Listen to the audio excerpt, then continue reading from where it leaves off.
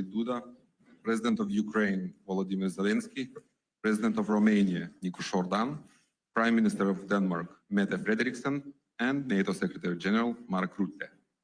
Let me note that at first, the leaders will deliver their statements, and afterwards, you will have the opportunity to ask a question. I will now invite the President of Lithuania to begin. Mr. President, the floor is yours. Good afternoon. The Vilnius summit of the Bucharest 9 and Nordic countries has concluded. This year we are celebrating the 10th anniversary of the Bucharest 9. Over time, it has brought regions, countries closer together. And I am sincerely grateful to Poland and Romania for this initiative. Today's meeting, with the participation of our Nordic allies and Ukraine, highlights the growing pressure on NATO's eastern and northeast flanks and our collective efforts to address them.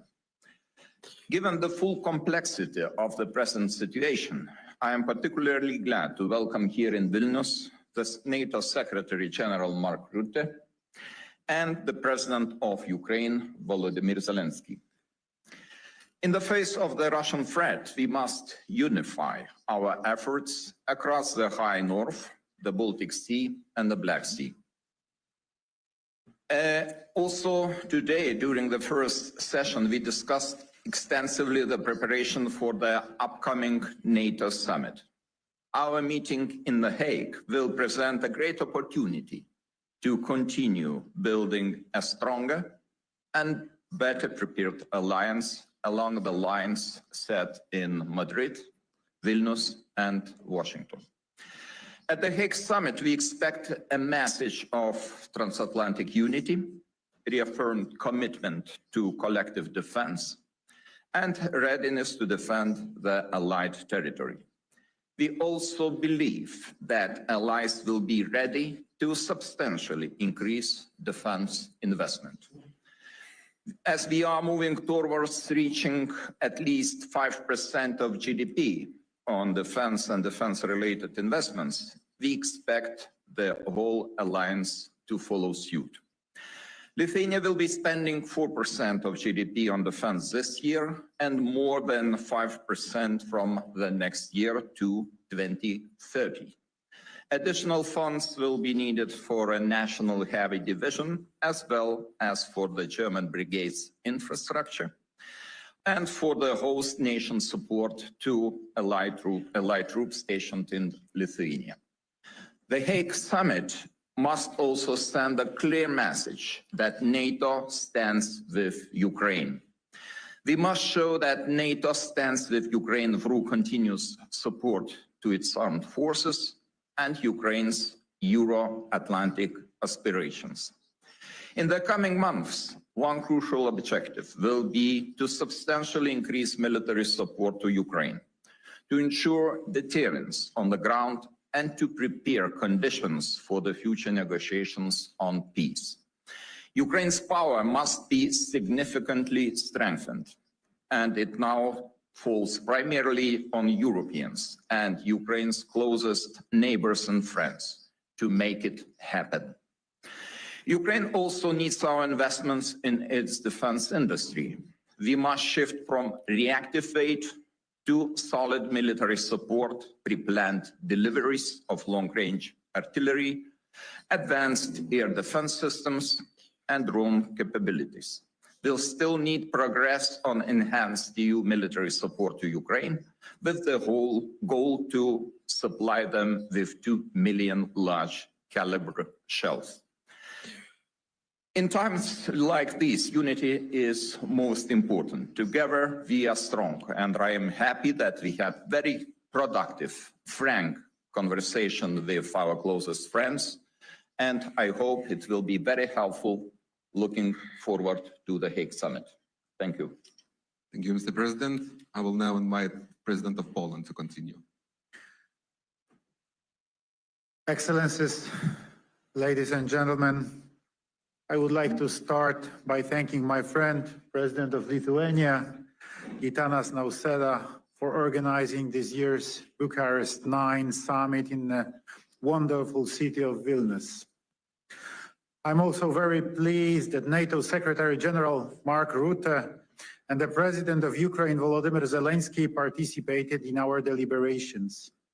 Moreover, I'm glad to emphasize the involvement of representatives from the Nordic countries in our discussion.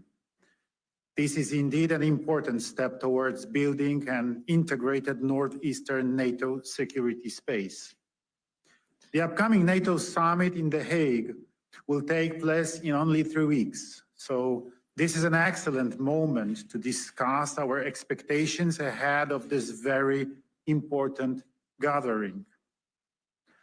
Ladies and gentlemen, we all know too well that we are facing critical threats and challenges from Russia.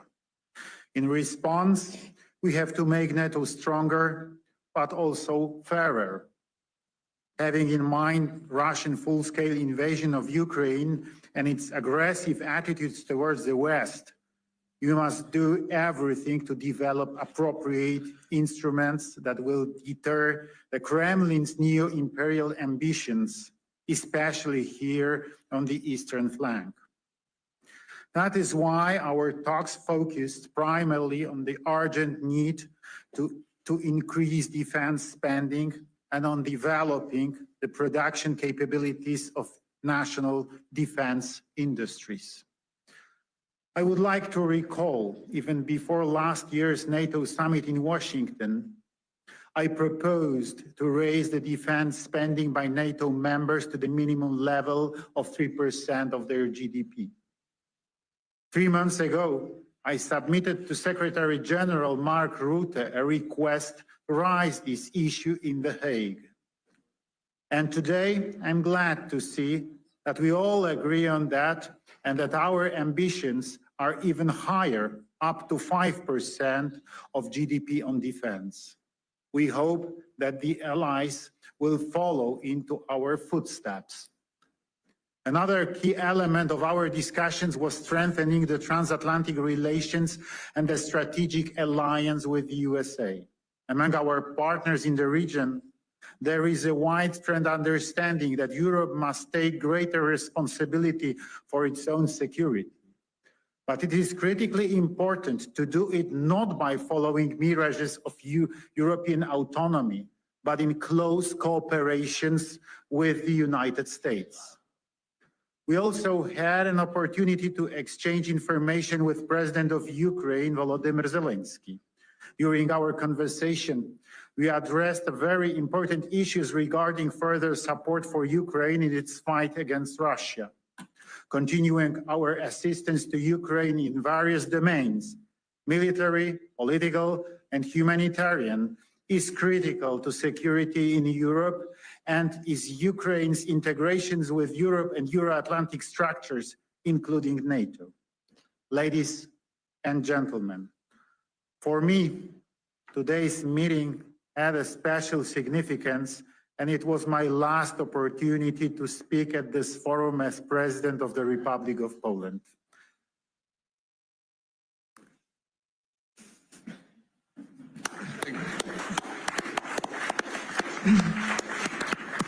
I have to emphasize that co-creating and later co-developing this format has been one of the most important and valuable aspects of my presidency.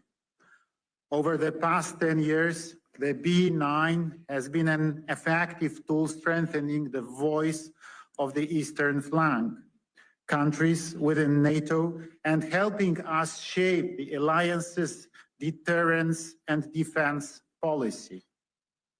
I'm convinced that even after my term as President of Poland, Bucharest 9 will remain the best platform for coordinating security positions of our countries, allowing us to better manage the threats and challenges we face. Thank you. Thank you, Mr. President.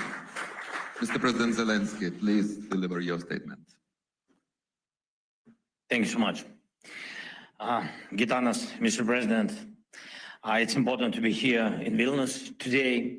Dear friends, partners, we all want the same thing, to stop the Russian war to bring real peace and to make security last. That's what we are all working for. First, I informed our partners about the situation at the front. We also talked about our operation inside Russia, which has seriously weakened their military. Operation Spiderweb showed that modern war really looks like and why it's so important to stay ahead with technology. All our joint investments in drone production, all our shared battlefield experience, everything we are doing together with our partners, it's making Europe stronger. Today, we agreed with our partners on several joint decisions that will strengthen our defense even more. I thank everyone for your willingness to help. There will be new packages, there will be new investments in Ukraine's weapon production, especially drones. Ukraine can produce much more, and we see partner investments as a way to give those partners priority access to restock their arsenals after this war. Second, I thank you all for our shared view of what diplomacy needs in order to succeed. Today, we see the situation clearly. If Russia turns the Istanbul meeting into an empty talk, there must be a new level of pressure, new sanctions, and not just from Europe. We need to work on joint sanctions at the G7 level, including with the United States and with everyone in the world who wants peace. It's very, very important that each of our partners supports this exact approach. Sanctions against Russia are necessary. It's important to seriously limit Russia's oil trade and its use of tankers. Sanctions, including secondary ones, tariffs and price caps, can work and push Russia toward peace. Without pressure, Putin will just keep playing games with everyone who wants this war to end. Talks in Istanbul just ended, and I'm waiting for the Minister of Mir full report. They exchanged documents through the Turkish side, and we are preparing a new release of prisoners of the war. Third, the upcoming NATO summit can strengthen Europe's security, or if it sends the wrong signal, it will only encourage Putin. The key to lasting peace is clear. The aggressor must not receive any reward for war.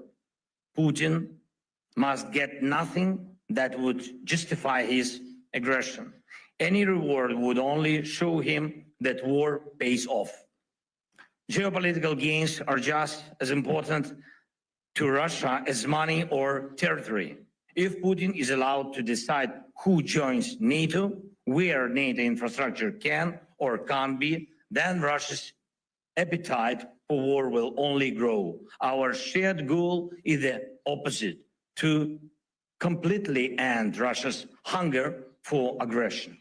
Ukraine is doing its part, and I am grateful to all partners who are doing theirs.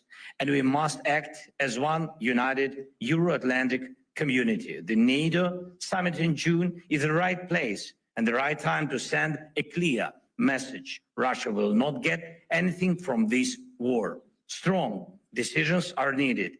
Decisions for Europe, not for Putin. We all need to work together to make this really happen, and it's doable. Thank you, everyone who helped us. Thank you so much.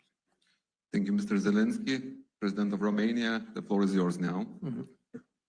For me, it's the first opportunity to participate as a president. And I've been very honored to be here, and I have to thank also to our host, very nice organization. So Bucharest 9 started 10 years ago. It was just after Russia attacked Crimea. And at that moment, it was a potential threat of Russia against European nations.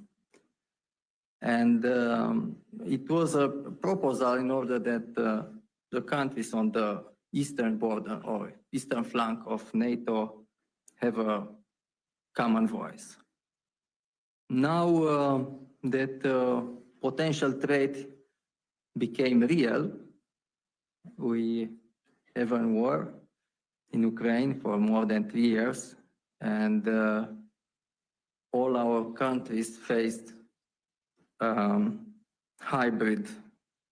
set of hybrid actions.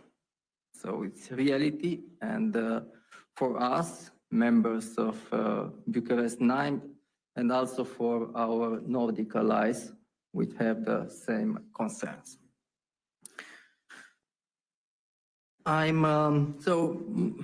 As you know, most part of discussion were in order to prepare the Hague Summit, which will be in three weeks from now. And I'm very pleased that most of our participants agreed on very important things, like we need a stronger NATO, we need a stronger transatlantic connection. We have to not only to increase our expenses in defense, but also being able to produce military equipment in order to protect ourselves. And also that, as I said, the threat is not only classical military, but it's we have very important hybrid actions against our countries. I'm also very pleased that all the participants agreed that we have to continue to support Ukraine.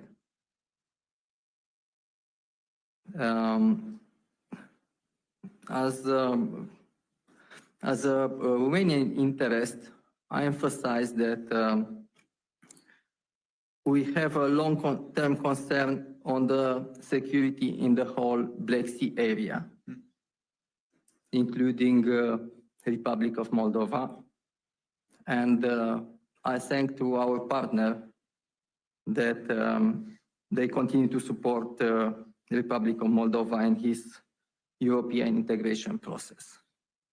And finally, I'm very pleased that everybody agreed that the next summit to be organized in Bucharest next year. Thank you. Thank you, Mr. President.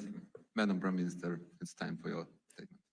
Thank you. And dear Gitanas, thank you for hosting us today, and thank you for inviting the Nordic countries to join you here today in Vilnius. Today's meeting has been about one thing and one thing only: the security of our countries and the security of our continent, deterrence and defense. The threat from Russia against all of us is real, and it is serious. Russia is continuing the war in Ukraine. Putin is talking about peace during the day and bombing at night.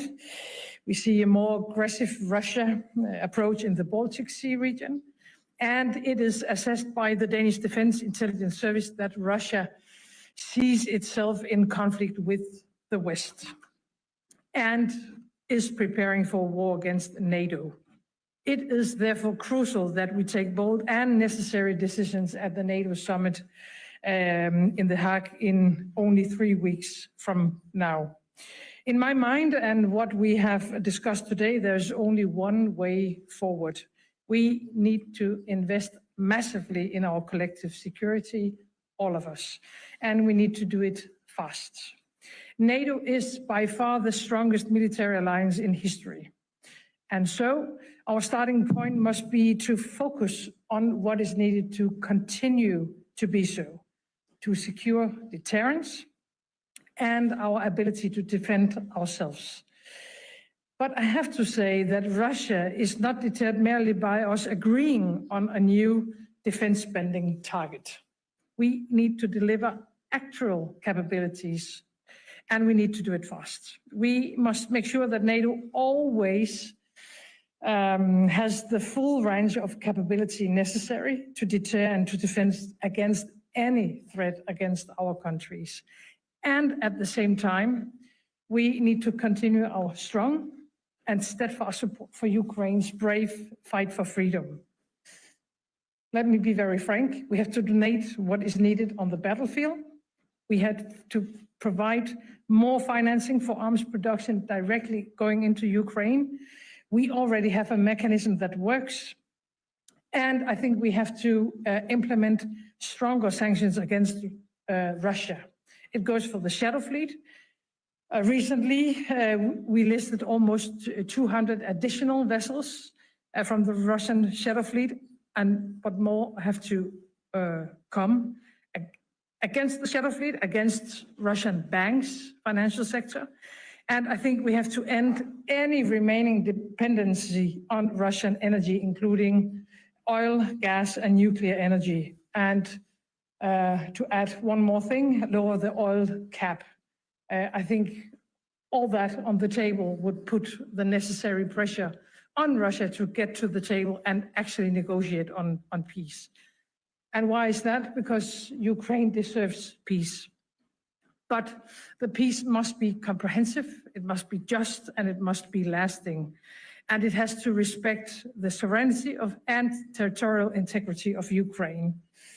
I'm sorry to say, I think until now we haven't seen any signs that Russia is willing to actually commit to any of that. So our key task at the moment has to be to put Ukraine in the strongest possible situation and position on the battlefield and on or at the negotiation table. Europe, of course, needs a strong and an independent Ukraine. I believe that once again, the coming month will be paramount, and we haven't got much time, and therefore we need commitment to take the right decisions on behalf of all Europeans now. Thank you. Thank you so much. Mr. Secretary General, the floor is yours. Thank you, President Noceda, dear Gitanas. Thank you for hosting the B9 Nordic Summit here in Vilnius. It is a pleasure, always a pleasure to be back here in Lithuania. Lithuania is a staunch ally and continues to lead by example. You invest more than 4% of GDP in defense this year, and I welcome your plans to spend between 5 and 6% starting from next year. I think this sends an incredibly powerful message of commitment to our collective defense. And it also sets an example for our other allies. On this stage and in our meetings today, it is clear that the commitment to collective defense is strong. We have had a productive day of meetings as we continue to prepare for the summit in The Hague. We are facing the most dangerous security environment in decades. Russia's war of aggression continues, terrorist threats persist. We are not at war, but we are not at peace either. So we must continue to strengthen our deterrence and defense. And that means pivoting towards a full war-fighting readiness, providing significantly more forces that are well-trained, well-equipped, and supported with logistics, sustainment, and ammunition. We continue to count on the B9 and our Nordic allies to play a key role in these important efforts. At the The Hague Summit, I expect allies to demonstrate their enduring commitment to our collective defense by deciding to boost defense industrial production and increase defense investment. And this is simply essential to our security. And so is delivering on the new ambitious capability targets that allies are expected to agree later this week when the defense ministers will meet here in Brussels. Not here in Brussels, but in Brussels. Today, we also discussed Ukraine, a key priority for the summit in The Hague. Here for Volodymyr, we continue to support Ukraine. We know that a strong, sovereign Ukraine is essential for Euro-Atlantic security. So we have about 3 weeks left until the NATO summit in The Hague. And I look forward to working with all allies to ensure we deliver for our 1 billion people. Dear Gitanas,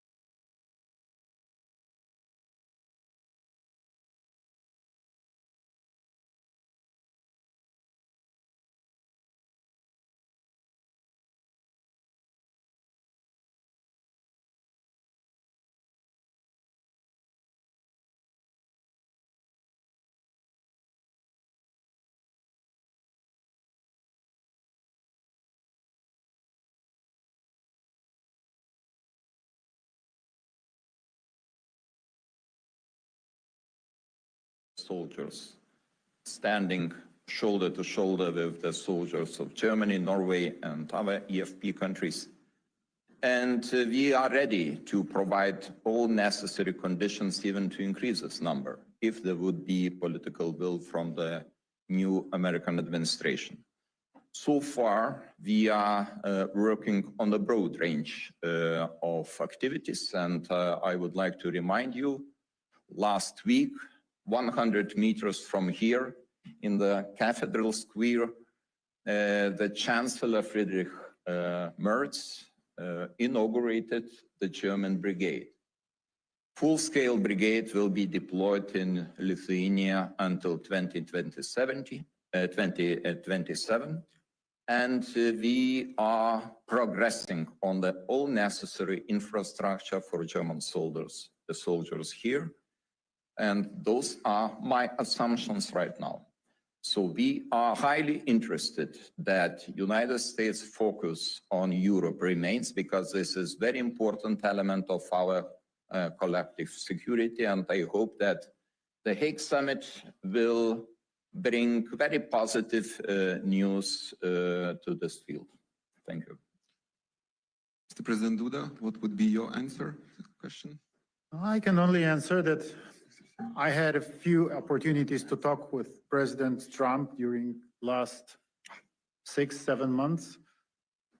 I talked also with his secretaries, especially with Secretary Hegseth. And I have no information about any ideas of withdrawing American military forces, US Army forces from our part of Europe, from eastern flank. So this is my answer.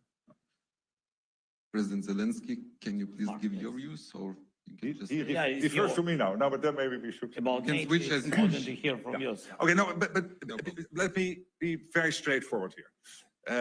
Since January, I get 2 questions from European allies. Question 1 is the US still committed to NATO? The answer is yes. Committed to NATO, committed to Article 5, and this has been many times repeated by President Trump in many meetings. So my only suggestion to many European colleagues is put on your television so that you can hear him say this. Don't ask me, he's very clear about this. But there is an expectation. The expectation is that we are going to spend more, because we need to spend more for our defense, but also it is because it is fair to equalize our spending with the spending the US is doing currently. Second question, but then they will stay, Mark, but they might withdraw their troops all of a sudden. And exactly as President Duda is saying, there's absolutely no indication of this. What we know is that the US, next to Europe, of course, also has to take care of the Middle East, has to take care of the Indo-Pacific. And it is only logical that over time, as we are building up, that the US will pivot somewhat more towards Asia. But I am absolutely convinced that also in the long term, there will be a very strong conventional US presence in Europe, next to the nuclear presence, the nuclear umbrella, our ultimate guarantor of our freedom. There will be a very strong conventional presence of the US in Europe. There's no doubt about it. No, basically referring back to what the 2 other speakers have been saying. Thank you. President Zelensky? I agree with Mark. Good answer. President of Romania, please. Yes, so first of all, the United States presence in the eastern flank of NATO is extremely important for us, for all of us. So as I said, we have to strengthen the transatlantic connection. And on this regard, it's very, very important, our commitment on 3.5 plus 1.5. And I hope that we will take that decision in Hague. Thank you. Madam Prime Minister, Fine. you have nothing to add. All right, so I would like to thank all the leaders. I would like to thank all the journalists. Our press conference is over. Thank you. Thank you. Thank you. Thank you, dear friends. Welcome to B9. And